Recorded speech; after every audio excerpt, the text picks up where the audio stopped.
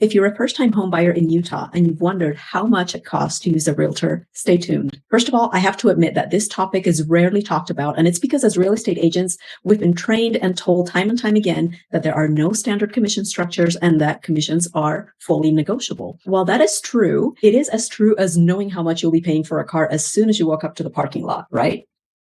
If we haven't met yet, my name is Janice Thomas, and I am a realtor in Northern Utah. I think that as experts in our industry of real estate, we could do better at educating the public about this topic, which is why I'm recording this video. The current structure of real estate commissions and how buyer's agents particularly get paid could be changing significantly. And as first-time home buyers, you need to know how this is going to affect your future as a homeowner and a consumer. So let's let the cat out of the bag and educate you on how realtors get paid.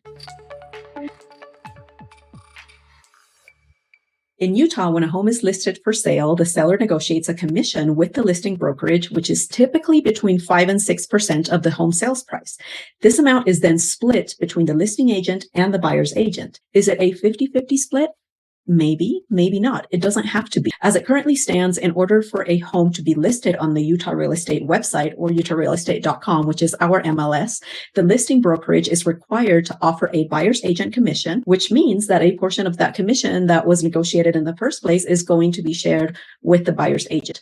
So how do you know as a first-time home buyer how much your realtor is going to get paid? Well, usually it's somewhere in the listing. This is the amount that your realtor will get paid at closing if you purchase this home. Most realtors do not get paid until you buy and close on the sale of that home. These dollars that your buyer's agent is receiving are pre-tax dollars. These dollars go to a brokerage first, and then the agent gets paid out of that from the brokerage. Let's talk about how the structure that's been in place for decades is being challenged.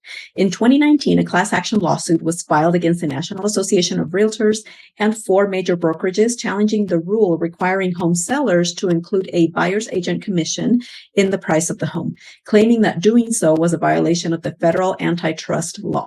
And even though these legal battles could go on for years and more lawsuits and appeals continue to be filed, this could be a game changer in how commissions are structured going forward. So there's a future chance that the buyer's agent's fee will no longer be included in the price of the home. And as a first-time home buyer, you may have to factor in that cost of being represented by an agent on top of inspections, closing costs, and down. And here's where I'm going to share my opinion, which you may or may not agree with, but here's 3 reasons I think this is happening. Number 1, I believe there is a great lack of transparency in the real estate industry when it comes to commissions. As a consumer, I would love to know how much I'm paying for a service, and when it comes to real estate, no one really knows. Number 2, a lot of agents advertise that using an agent is free, which is not really true. I don't work for free when I represent a buyer, and I don't know of any other agents that do. On top of that, does the seller really pay for everything when the buyer is buying the home? I mean, if there's no buyer, there is no sale. 3, is the current system really that flawed when most of the sellers in this class action lawsuit also bought homes that included all commissions in the sales price? Do you think that this impending change will benefit consumers? Do you think that buyers and sellers are going to be better served because of it? Let's keep the conversation going in the comments.